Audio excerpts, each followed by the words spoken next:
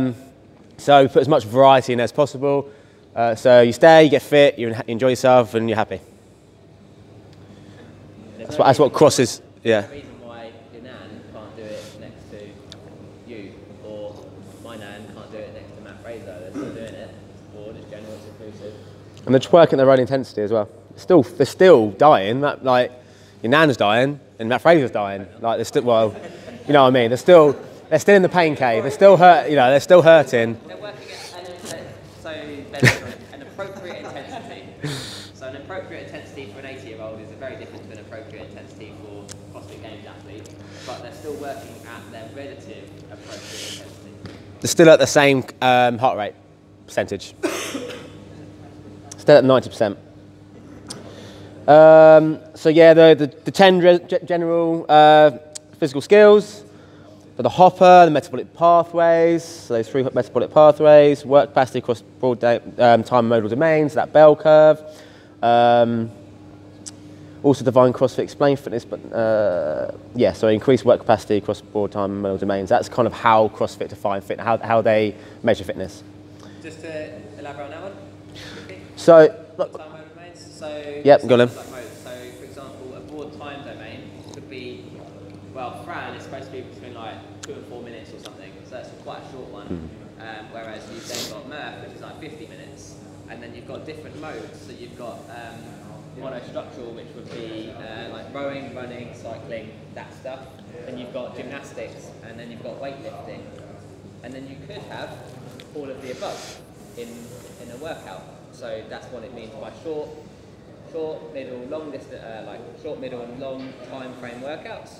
And then you've also got monostructural, gymnastics, weightlifting, powerlifting, all these things together. So that's what CrossFit is, all of those. Okay, so we know what CrossFit is. We now need to apply it. So using these things here, so we've got safety, efficiency, and efficiency. Okay, so safety, injury, so we want to make sure it's safe. Because at the end, I like to explain this to guys when they first come in, we want to get you here consistently. There's no point coming in and for one session, like you've never exercised before, you go 100%, you can't walk for 7 days or 2 weeks, and you just don't come back. Yeah.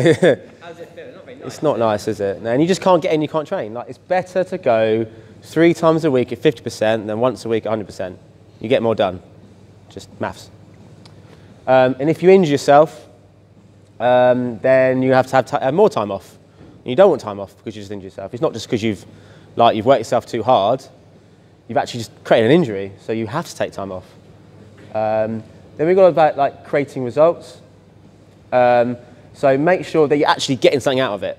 You know, you're putting all this work and effort into it, but if you're not actually getting anywhere, you're like, well, what is the point? Like, why am I here if I'm exactly the same place I am now that I am 6 months ago? Like, you've got to keep thinking to yourself, am I stronger now than 6 months ago? If the answer is yes, fantastic, keep going. If the answer is I don't know, I'm not sure, that's when we kind of like need to delve in a bit more. That's where we can come in and help as well and say, right, let's create a bit more of a plan. And usually for the first year, 18 months, actually even up to 2 years, it doesn't matter really how much you lift. It's just got to lift, and you're going to get stronger. Then you get to about 2 years, and then you've got to kind of a bit more. You've got to be a bit more savvy with it, and you've got to put like more percentages into it, which is why we do percentages. But for people when they first come in here, first 2 years, you're just going to generally get physically prepared for the first 2 years. You just got to move. You come in and do 10 squats, and you get better at squats. You come and do some push-ups, you're going to get better.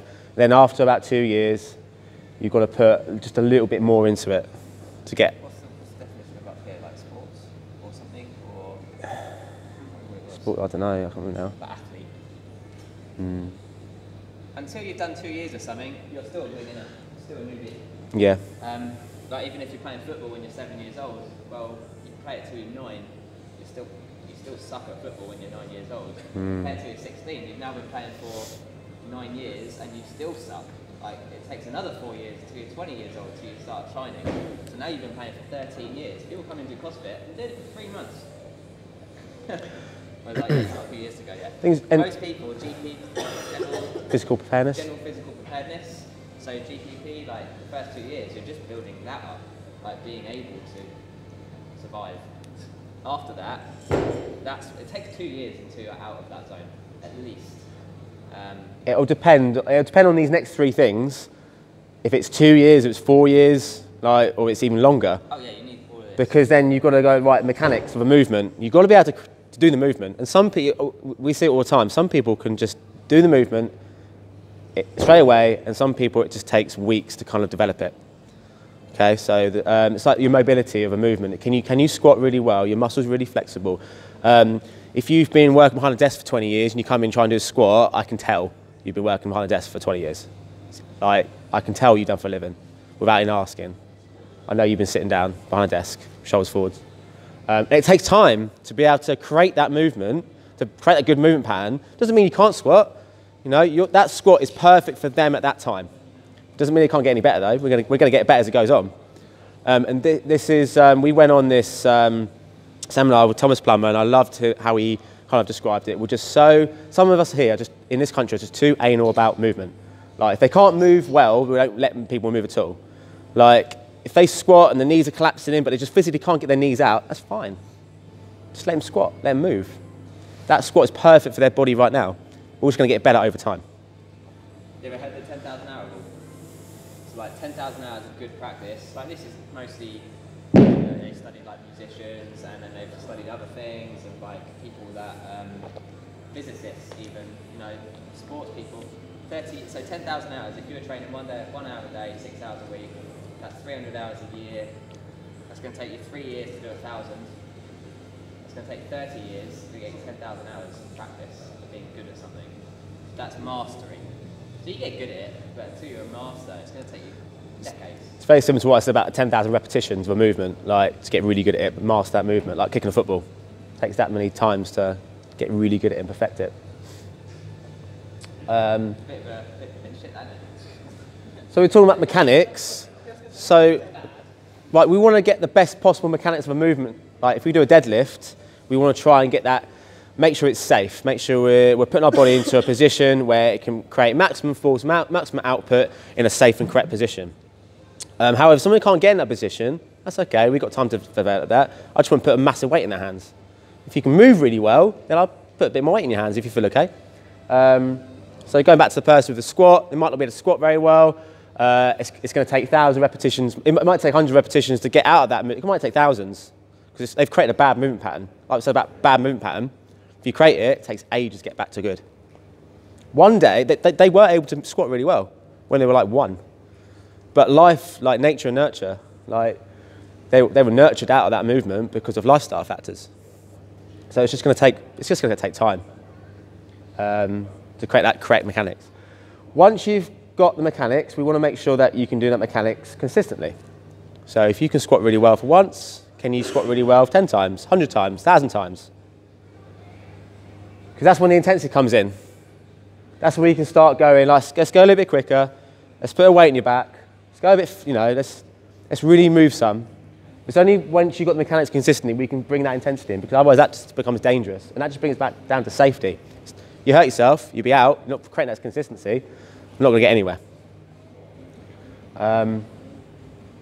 Any questions on that?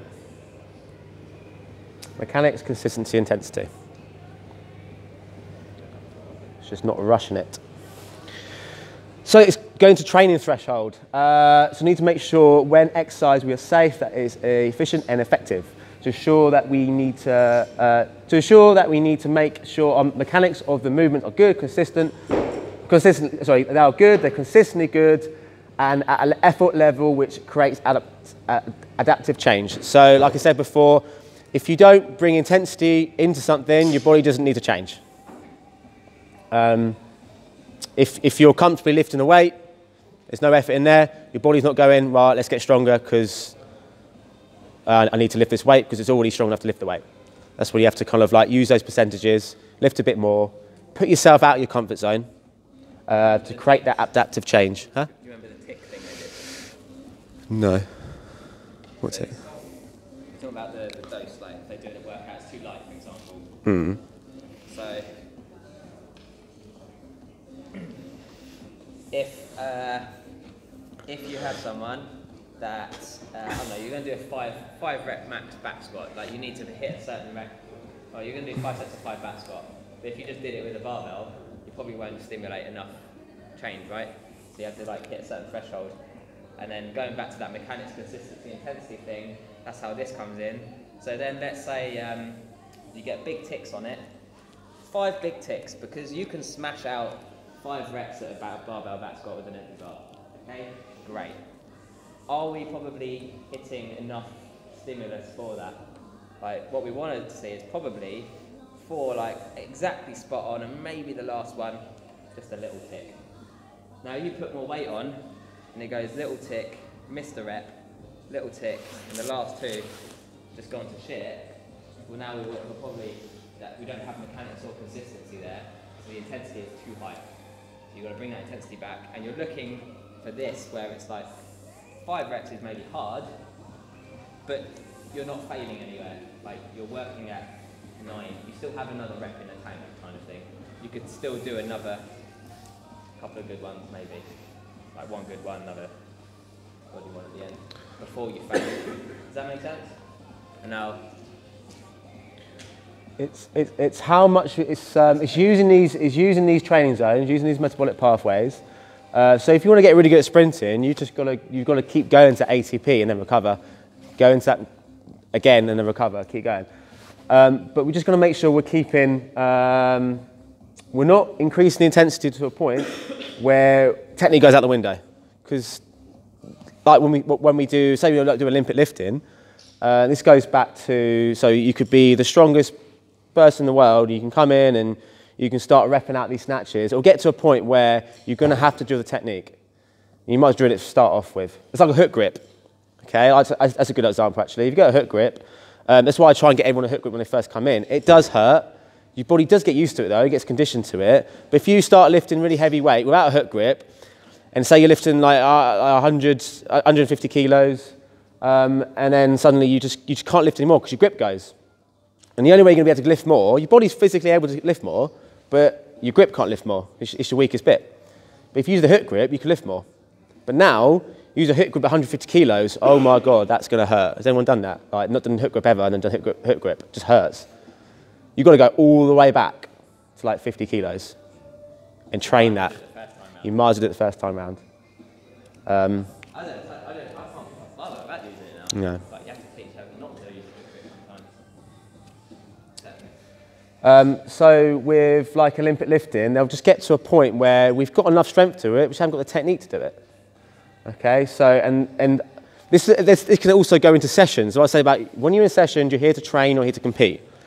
And I do see it sometimes as well. And I've got to go over to that person, just say like, just take the weight down, because now because we're having you can lift this weight, but you can't lift it for this amount of reps, and the technique's going off, and you're going to create a bad movement pattern. We don't want that. We want to create good movement patterns in training, and that's when you're going to get stronger, you're going to get faster. You're always going to be stuck at that weight if you do a bad movement pattern. Because technique equates to so much when you're, the difference between like the elite standards, that they're drilling their technique over and over and over again. Okay, it's like a Ferrari taking off a couple of grams to get that little bit faster. Just that little bit of technique can equate to like sometimes 10% of a weight. Like it's crazy. However, on the other end of the spectrum, if we are performing the correct technique, our intensity is limited, so we're just not working hard. We're just not ill, or we're just not working hard. We're just not creating that that need for adaptive change. So we've just got to get that right. So it's like someone's doing a squat. They're doing a squat. It's almost I'm next to them. They're doing a squat. Their heels start to lift. So it's like, right, slow down, get your heels down, get your heels down. Cool, they're doing that. Right, now go fast, now go fast, now go fast. Right, now the knees start to collapse in. Right, slow down, get your knees out. Knees out, knees out, knees. And well, go fast, go fast. So just constantly trying to like, it's like balance, like a balancing act. It really is, and that's why coaching is so important as well. Like, it's as much reining in yeah. as a width. Like, I want to be told, like, what am I doing? You know, am I doing this? I want to do this correctly. Like, tell me if I'm not doing it correctly, because I'm just going to create a bad movement pattern. So training thresholds. Any questions on that? It's like a balancing act. Make sure we've got enough intensity, but we're not losing the technique. Because you know what happens if we lose technique? We lose good movement pattern. Lose good movement pattern, we're never going to progress. There's also the aspect of, like, you basically, if you don't do enough, you're not going to stimulate your body to change, right? So you have your minimum effective dose. And then you also have that stage of, like, the more you do, the more muscle damage you're going to cause, you know, the more stress on your central nervous system. Once that happens, you get worse technique and so on. So minimum effective dose, you'll probably adapt, but you probably won't feel it that much the day after. That's great. That's where we want to be. But that is a magical thing and nobody knows where it is. And then you also have the other end, like the DOMs. Like if you go too far and say, like, is this thought or this belief pattern or belief system is like, I have to beat myself. Ben House, I commented, I don't know if you follow Ben, but calls it the baseball bat workout. And he's just like, it's like being taken around the back and beaten up with a baseball bat. It's just, like, it's pointless because, yeah, like you take a bee sting, you come out and you're like, yeah, I took it, I'm a man, I can handle it, man. That's very non-PC right now. So I can handle this, but it's pointless. You come out, you're battered and bruised and you're broken for like a week. So it's finding that balance of that training threshold, and when you find that, like, it's a real sweet spot when you're seeing progress, you're not feeling too sore after sessions. You know, it's perfect, nice balance. So when you get to past here, when you get past the 2-year marker, a lot of the time it's you just need to rest. You need to recover better. How do I get stronger? Right, how many times a week are you training? Like, I'm doing like 10 hours a week, 12 hours a week training. I was like, oh my God, that's loads. That's like compared to what you're doing when you first came in.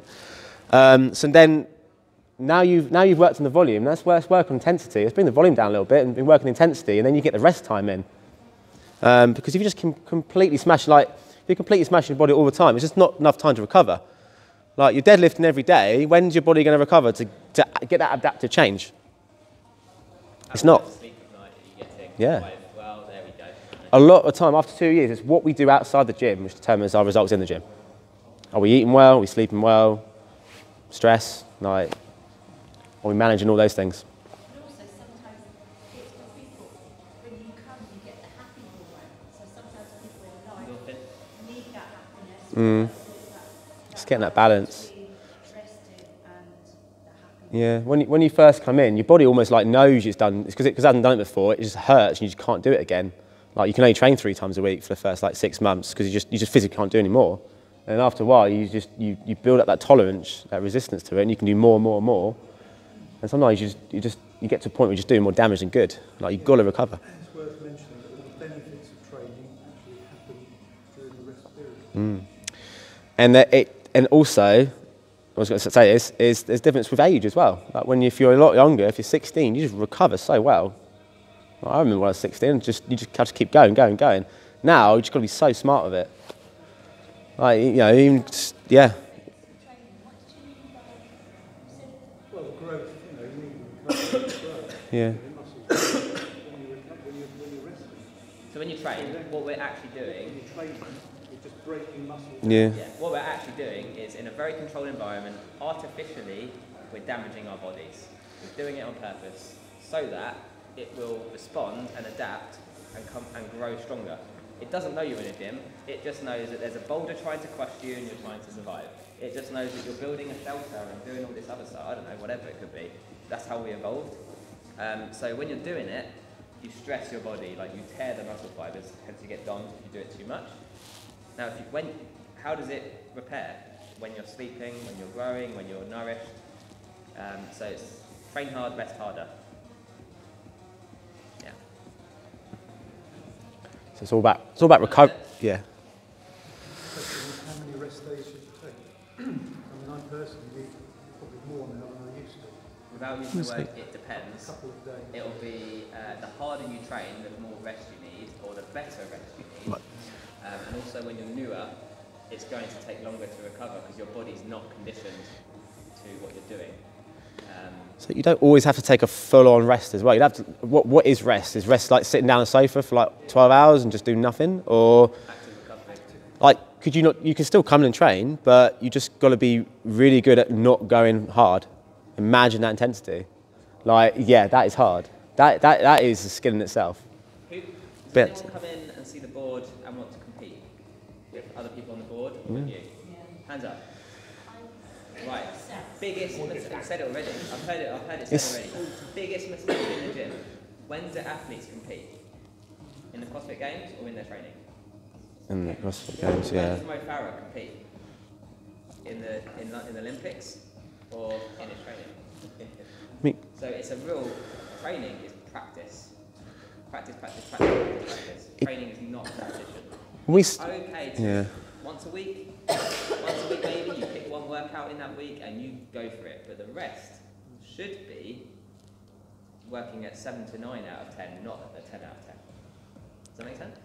So with CrossFit, when CrossFit came in, it was really good because it brought workouts and people competing against each other because you're pushing each other a little bit more. It makes a game out of it. Anything we can do with exercise to take ourselves away from it. It could be boring or it's going to hurt me. If you can make a game out of it, that's why MyZone is really good because it makes a game out of it. It's exercise gamification. So when CrossFit came in and brought this method in of people competing against each other, it's fantastic. People are working harder, but it's just managing that intensity that we're not taking ourselves at training threshold. We're not losing our good form and trying to compete all the time, like really compete. Like you can compete when you're here with other people, it's fine, but as long as the technique's good. Makes sense. Right, next. Intensity equals results. Training threshold virtuosity. So, I like this word, virtuosity. So, the definition of virtuosity is doing the uncommon commonly well. Doing a movement that will transfer strengths and skills to other movements. So, if you do a movement that's bad, it's not going to transfer onto another movement. It's like a plank. I did it for years. I taught a plank wrong. If you can hold a plank for like 10 minutes, I just think you're doing it. There's not that many people who can do that. Like, if you hold if I get you to get into a true plank on your tippy toes, squeeze your butt, squeeze your tummy, into that hollow position. A hollow is a really good one. Hollow, that transfers to so many movements. If you don't train the strength from a hollow in a plank, it's not going to be relative to a hole in the bar or to a dip or even like to a deadlift, like transferring that strength you've gained from a hollow plank into a deadlift. It's so much better if you get that hollow position correct.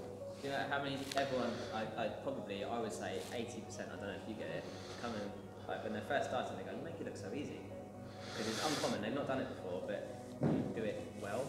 Like your push-ups, planks are good, for example, push-ups. Why do we go narrow? Does anyone know why we go like generally narrow grip push-up? A couple of reasons.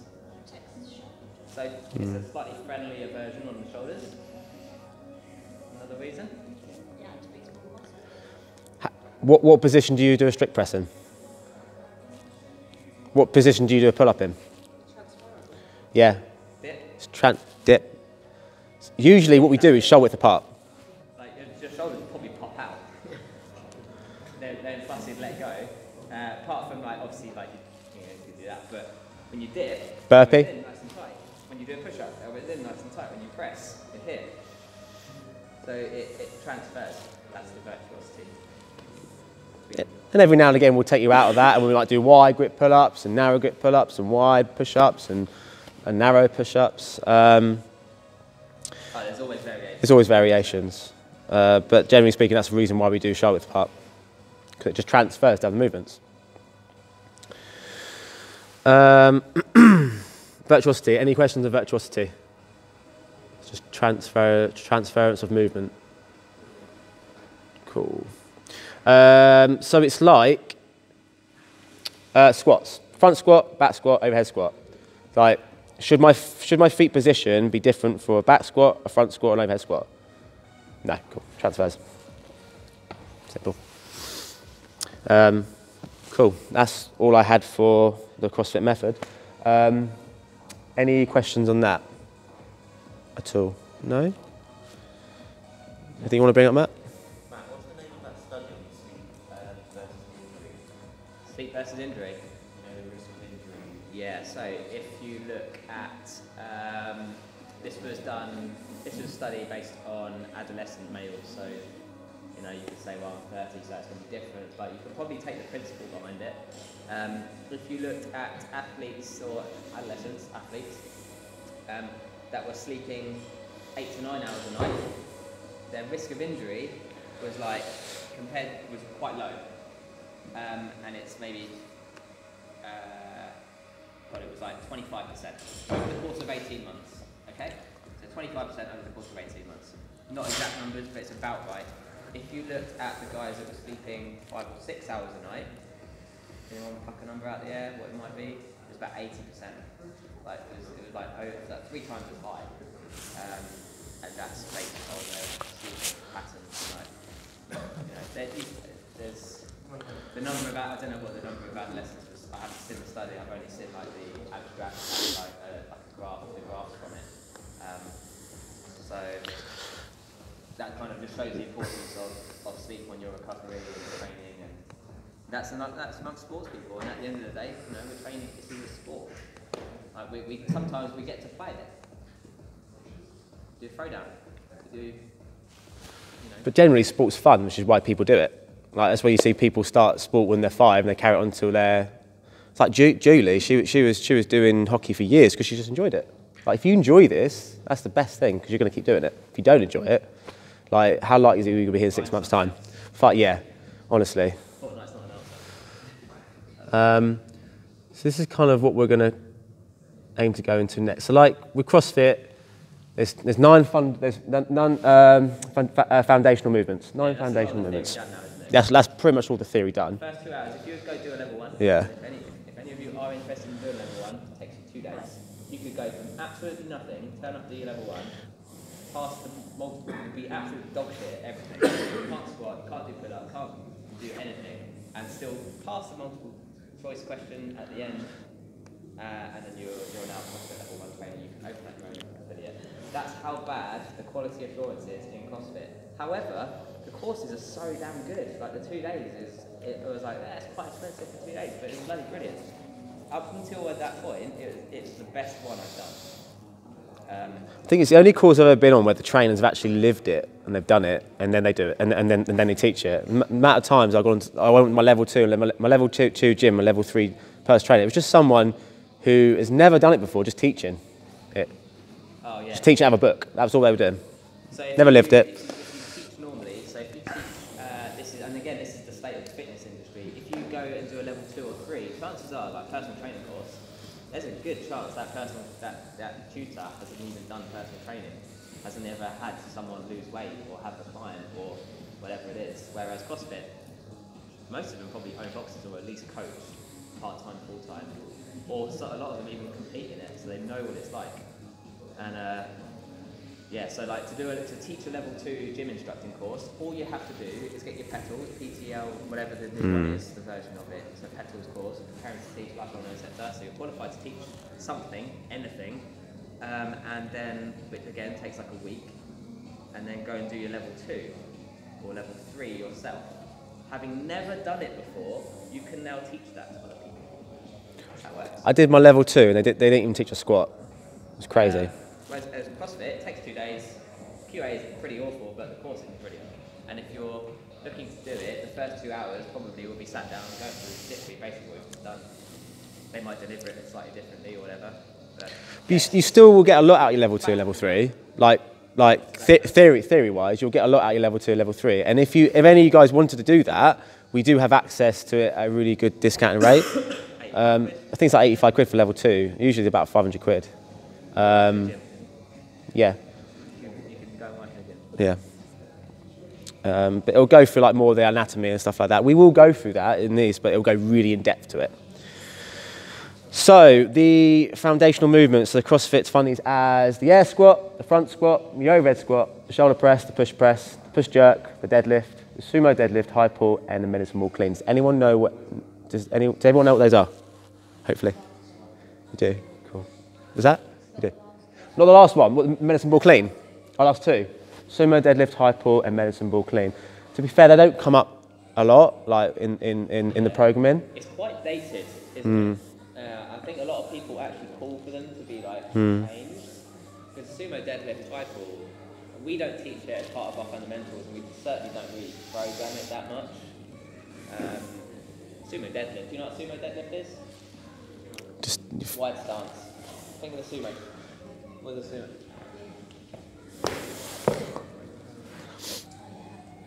And a high pull is just, it's just as you're coming up, it's like that hip thrust. Pop! Right up, down. And then a medicine thing is the medicine. Okay, so when we teach people movements, people generally learn in 3 different ways: through audio, through visual, or kinesthetic.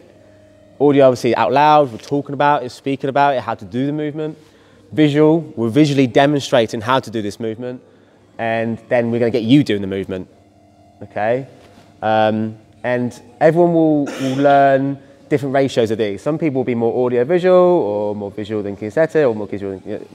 But we generally try and get all 3 of those in. So when we say, guys, we're going to do squats today, we'll show you a squat, we'll talk about it, and then we'll get you to do it. Okay, hopefully hopefully everyone kind of gets it. So if we go to the air squat, this is coming out with some teaching cues now. So Are we doing these now? I don't mind. I can do. We can do a few. Got half an hour, unless you. Yeah, we've got to keep going. Yeah. Okay. Sure. Yeah. Okay. So a squat. So we're looking to maintain neutral spine. The best way to do this. Do you want me to? There we go. Go on, Matt. So you talk about it, you can show it, and then if you do it, this is how I always teach it, like, you can feel it. Because a lot of people go, what is a neutral spine? People just don't know. Yeah. So it's basically not this. Here's a neutral spine. I can talk as best as I can. The best way to keep a neutral spine is through core engagement. So I call it global flexion extension, where if you tense your stomach as hard as you can only kind of go forward so much before you have to kind of disengage, and go back so far before you have to disengage as well to go back further. So if you tense your core, 9 times out of 10 you're going to keep a neutral spine, because if you tip forward too far, you're not going to be able to engage. Keep weight back in the heels. To be fair, it's more like the forefoot, but we say back in the heels because then it's just, then we're safe. We know we're going to get. Like if someone's squatting on the toes, I'll just say weight in the heels. If I say weight in the forefoot, they're like, what?